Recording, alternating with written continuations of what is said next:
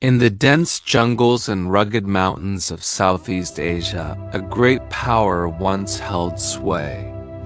The Khmer Empire, centered on the magnificent city of Angkor, was a civilization of unparalleled wealth, artistry, and military might. But an empire is only as strong as its borders, and along its northern frontier, a constant, simmering conflict threatened its very existence.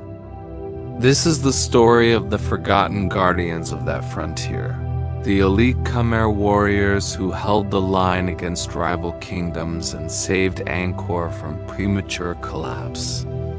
The northern frontier was a land of constant tension. It bordered the rising Thai kingdoms of Sukhothai and later, Ayutthaya, ambitious powers eager to carve out their own empires. This region was a mosaic of treacherous mountains, dense forests, and strategic river valleys. Control of key mountain passes and trade routes was everything. For centuries, this borderland was a flashpoint for raids, skirmishes, and full-scale invasions, making it one of the most volatile and dangerous zones in the Khmer realm. To defend this vital region, the empire didn't just rely on its main army from Angkor. It cultivated a unique class of defenders, the frontier warriors. These were not just ordinary soldiers. They were a mix of elite provincial fighters, hardened local militia leaders, and loyal commanders appointed directly by the king. Raised in the harsh environment of the frontier, they were experts in jungle warfare.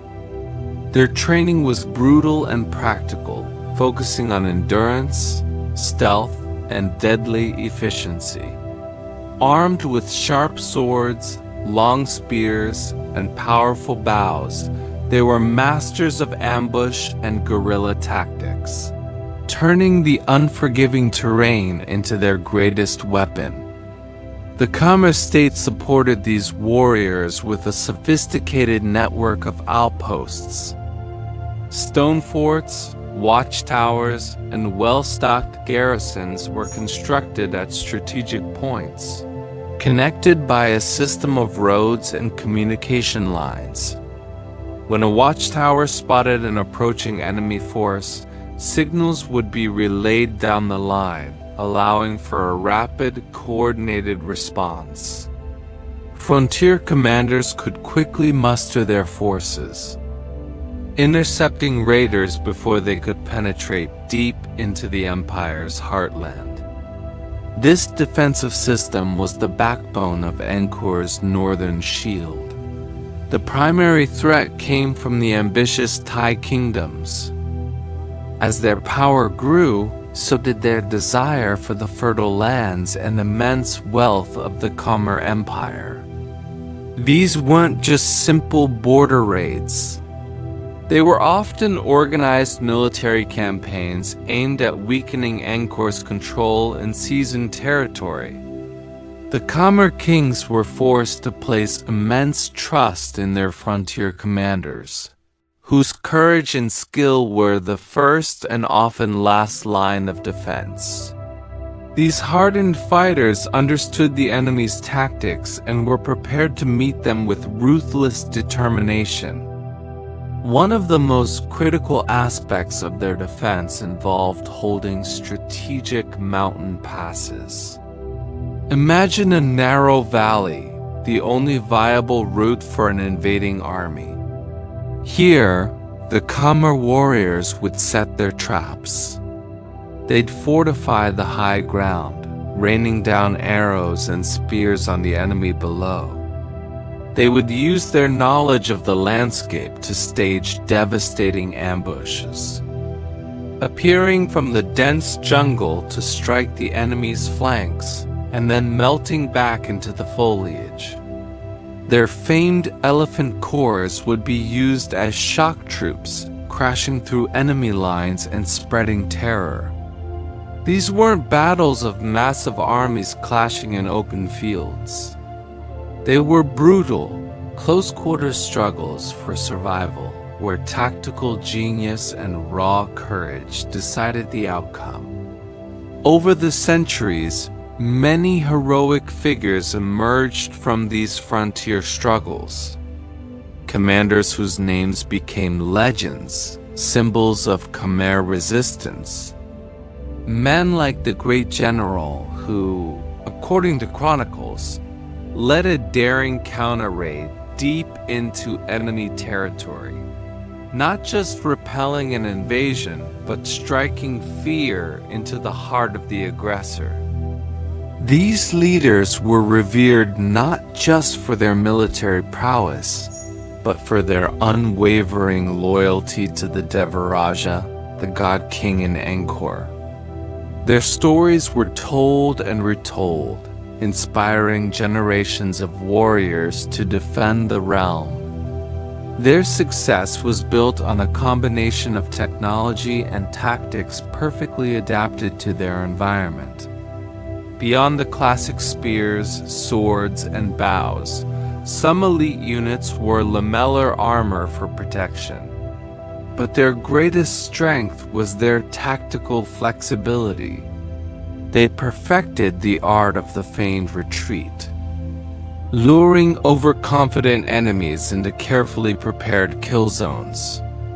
They used psychological warfare, using the jungle itself to create an atmosphere of fear and uncertainty. Their fortifications were not just walls, but integrated defensive systems designed to bleed an attacker dry. These warriors were driven by more than just duty. Their fight was deeply intertwined with their spiritual beliefs. As devout Hindus and later Buddhists, they fought to protect the sacred order, with the king at its center. Before battle, they would perform rituals seeking the protection of the gods, and their banners were adorned with powerful religious symbols.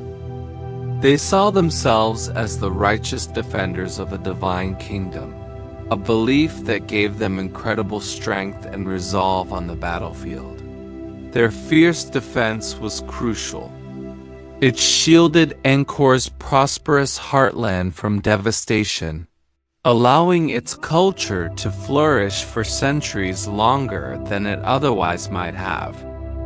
Ultimately, however, even the bravest warriors could not hold back the tide of history forever.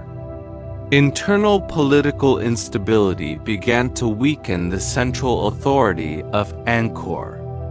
A series of succession crises and court intrigues diverted resources and attention away from the frontiers. Coupled with environmental challenges like prolonged droughts that strained the empire's agricultural base, the formidable defensive network began to crumble. As Angkor weakened from within, the emboldened Thai kingdom of Ayutthaya launched ever more powerful invasions, eventually sacking the great city itself in the 5th–10th century. Though the northern frontier eventually fell, the legacy of its defenders endures. They are the unsung heroes of the Khmer Empire, the silent guardians whose courage and sacrifice bought their civilization precious centuries of life. Their story is a powerful reminder that the fate of an empire often rests on the shoulders of those who stand watch on its most distant and dangerous borders. Thanks for watching. If you enjoyed this journey into the world of the Khmer warriors, please like, subscribe, and hit the notification bell for more stories from history's forgotten frontiers.